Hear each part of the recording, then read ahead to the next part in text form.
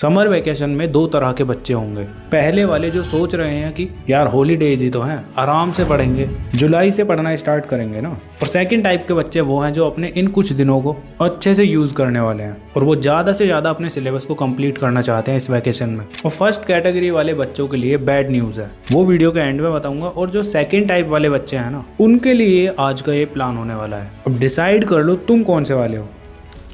So hi everyone, this is Mukul Bhardwaj और आज की वीडियो में हम बात कर रहे होंगे समर वेकेशन का कैसे सही यूज करना है। चाहे तुम क्लास 12th में हो या 11th में या कोई भी स्ट्रीम हो तुम्हारे पास, ये वीडियो तुम्हारे लिए होने वाली है। 4 चीजें मैं तुम्हें इस वीडियो में बताऊंगा। फर्स्ट है समर वेकेशन का सच जो कोई ओपनली नहीं बोलता। थर्ड है समर वेकेशन की वो एक चीज जो 90% स्टूडेंट मिस करते हैं। और फोर्थ है वो बैड न्यूज। तो सबसे पहले समर वेकेशन का ट्रूथ जान लेते हैं। तो मेजॉरिटी बच्चों में एक कॉमन मिथ होता है कि समर वेकेशन रेस्ट के लिए होते हैं, स्टडी के लिए तो बाकी का साल पढ़ा होता है, समर वेकेशन में तो खूब मजे करो। और मेंटेलिटी ये रहती है कि स्कूल बंद है तो पढ़ाई भी बंद ही होनी चाहिए। बट एक बात ध्यान रख लेना, अगर तुम्हें ऐसा लग रहा है कि तुम नहीं पढ़ रहे तो बाकी बच्चे भी नहीं पढ़ रहे होंगे, तो ये तुम्हारी सबसे बड़ी गलतफहमी है। बिकॉज जो बच्चा समर वेकेशन को अच्छे से यूज करता है ना, तो सितंबर तक वो बाकी बच्चों से बहुत आगे निकल चुका होता है। मतलब कि ऑलमोस्ट उसका हाफ से ज्यादा सिलेबस कंप्लीट हो चुका होता है। जहाँ पे नवंबर में तुम्हारा हाफ सिलेबस कंप्लीट होगा, वहाँ उसका सिलेबस कंप्लीट हो चुका होगा और वो रिवीजन कर रहा होगा। तो सच यही है कि अगर तुमने समर वेकेशन वेस्ट कर दिया ना, तो सितंबर में तुम्हारे लिए पेंडेमिक स्टार्ट हो जाएगा।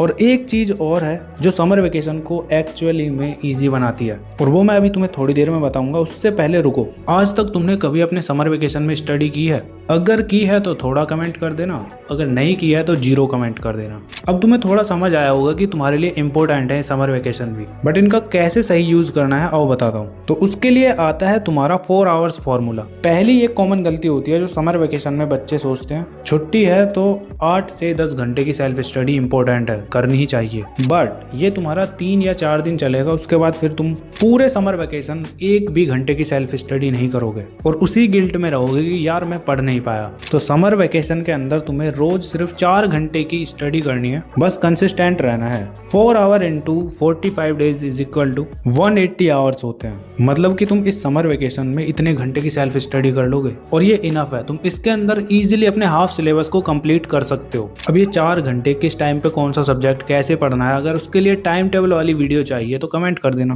बाकी तुम अपने अकॉर्डिंग देख लेना। पूरे दिन में 1-1, 2-2 घंटे डिवाइड करके 4 घंटे की सेल्फ स्टडी करनी है तुम्हें बस, और वो भी फोकस के साथ। अब फोकस तुम्हारा जब ही होगा जब तुम्हारे पास लिमिटेड रिसोर्सेज होंगे। मतलब कि इतनी सारी बुक्स ना हो तुम फालतू में कंफ्यूज हो रहे हो। तुम्हारे पास बस NCERT exemplar, PYQs and 50% competency based वाली बुक होनी चाहिए। और उसके लिए तुम्हें इधर उधर कहीं जाने की जरूरत नहीं है। मैंने ऑलरेडी मार्केट में सभी बुक्स देखी हैं जिनमें अकॉर्डिंग टू क्वेश्चंस मुझे एमटीजी की 100% बुक सबसे बेस्ट लगी। ये तुम्हें सभी सब्जेक्ट के लिए मिल जाएगी और इसके अंदर तुम्हें रिवीजन के लिए कॉन्सेप्ट मैप और chapter wise and topic wise questions, जिनके अंदर तुम्हें हर टाइप के क्वेश्चन मिलेंगे, competency based questions, PYQs, exam drill और भी डिफरेंट टाइप के क्वेश्चंस जो तुम्हारे बोर्ड्स के लिए बहुत ज्यादा हेल्पफुल होंगे। तो ज्यादा टाइम वेस्ट मत करना, लिंक मैं डिस्क्रिप्शन में दे दूंगा, एक बार चेक जरूर कर लेना, ठीक है। अब समर वेकेशन के अंदर तुम्हें कहाँ से पढ़ना है, कैसे पढ़ना है, बिकॉज स्कूल या कोचिंग तो तुम जाओगे नहीं, इसीलिए फुल सेल्फ स्टडी मोड तुम्हें कैसे ऑन करना है और बताता हूँ। तो सबसे पहले बात आती है तुम्हारी, तुम्हें कितने चैप्टर कितने दिन में कंप्लीट करने हैं, वो मैं तुम्हें अभी इस प्लान में आगे बताऊंगा। बट तुम्हें एक चैप्टर को कंप्लीट करने के लिए इन 3 चीजों की जरूरत पड़ेगी। सबसे पहला है तुम्हारा कॉन्सेप्ट, और वो कॉन्सेप्ट तुम्हें सीखना है लेक्चर से। कोई पेड कोर्स नहीं लेना है, यूट्यूब पर जाना है, सिंपली वहां से तुम पढ़ोगे, ठीक है। सेकेंड है तुम्हारा रीडिंग के लिए भी कोई स्टैंडर्ड बुक नहीं लगानी है, सिंपली तुम्हें एनसीईआरटी को पढ़ना है बस। और थर्ड थिंग है तुम्हारी प्रैक्टिस के लिए भी तुम्हें बस प्रीवियस ईयर क्वेश्चंस और कॉम्पिटेंसी बेस्ड क्वेश्चंस को लगाना है डेली। अगर तुम हर सब्जेक्ट के 10-10 क्वेश्चंस भी लगा रहे हो ना, तो आफ्टर समर वेकेशन तुम 450 क्वेश्चंस लगा चुके होगे, और ये बहुत बड़ा नंबर है। और तुम्हें कोई प्रॉब्लम नहीं होने वाली फिर बोर्ड्स में या फिर अपने फाइनल एग्जाम में। और प्रैक्टिस के लिए मैंने ऑलरेडी तुम्हें बता दिया है कहाँ से तुम्हें कौन सी बुक लेनी है। अब सबसे पहले ये बताओ कमेंट करके तुम्हारे पास कौन सी स्ट्रीम है, पीसीएम, पीसीबी या फिर कॉमर्स या आर्ट्स। बिकॉज अभी मैंने तुम्हें 90% जो बच्चे मिस कर देते हैं वही चीजें बताई थी। अब तुम्हें लग रहा होगा कि यार 4 घंटे तो बहुत ईजी है, आराम से पढ़ लूंगा, बट रियलिटी में कंसिस्टेंट रहना बहुत ही ज्यादा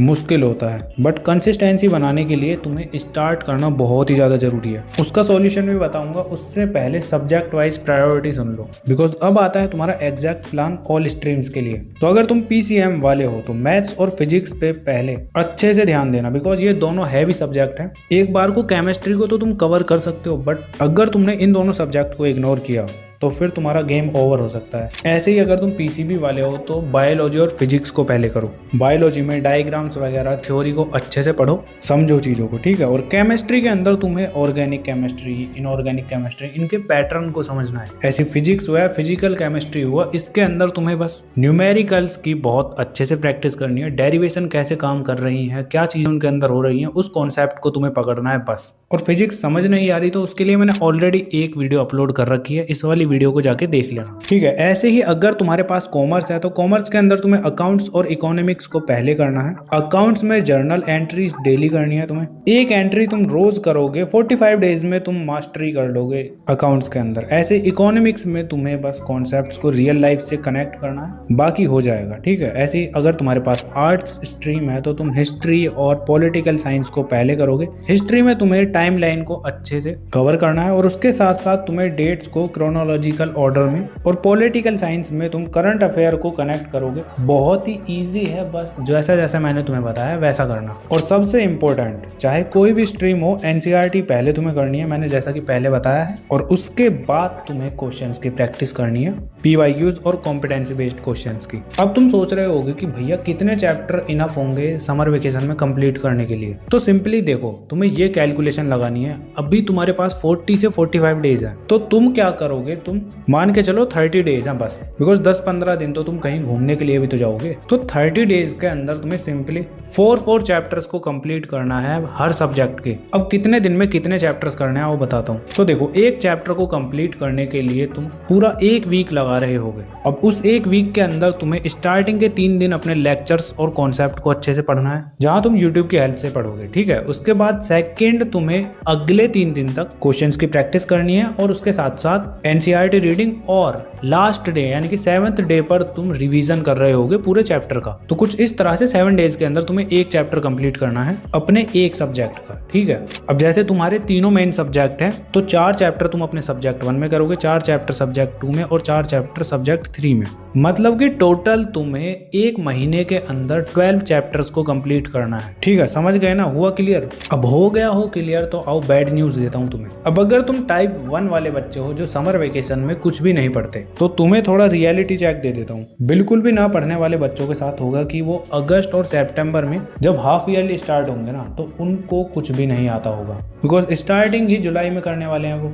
तब ऑप्शन क्या होंगे? ऑप्शन 1 होगा कि रात को जाग के पढ़ना है, मतलब घंटों घंटों की स्टडी करनी है। उसमें तुम्हारा हेल्थ खराब हो सकता है, रिजल्ट भी खराब होगा, बिकॉज क्लास 11-12 एकदम ईजी क्लास तो है नहीं। ऐसे ही ऑप्शन 2 होगा तो तुम्हारा उसमें तुम शॉर्टकट मारोगे, इधर उधर से इंपॉर्टेंट क्वेश्चन देख लोगे, बट उनसे भी अगर कुछ नहीं हुआ तो तुम्हारा कॉन्फिडेंस एकदम 0 जाएगा। और ऑप्शन 3 कुछ नहीं है, तुम्हें अभी से आज से स्टार्ट करना है, बिकॉज आगे कोई प्रॉब्लम नहीं होनी चाहिए। बस दिन में 4 घंटे ही तो पढ़ना है, बाकी के तुम 20 घंटे कुछ भी करो। जैसा ये रियलिटी चेक मैंने तुम्हें दिया है ना, ऐसे ही मैंने लास्ट वाली वीडियो में बताया कि क्लास 12th का डार्क ट्रूथ क्या है, जो तुम्हें कोई नहीं बताता। उस वाली वीडियो को भी तुम जाके देख सकते हो। और अगर तुम्हें टाइम टेबल वाली वीडियो चाहिए तो जल्द से जल्द कमेंट कर देना और नोटिफिकेशन ऑन रखना, तुम्हें वीडियो जल्दी ही मिल जाएगी। बाकी आज के लिए इतना ही था। बाकी वीडियो पर अभी तक बने हुए हो तो कमेंट कर देना मिशन समर वेकेशन। जो वीडियोस मैंने तुम्हें सजेस्ट की थी वो तुम्हें अपनी स्क्रीन पर दिखाई दे रही होंगी। अगर तुम्हारे पास टाइम है तो जाके देख लेना। बाकी चलो मिलते हैं नेक्स्ट वीडियो में, तब तक के लिए keep learning, keep studying and keep smiling.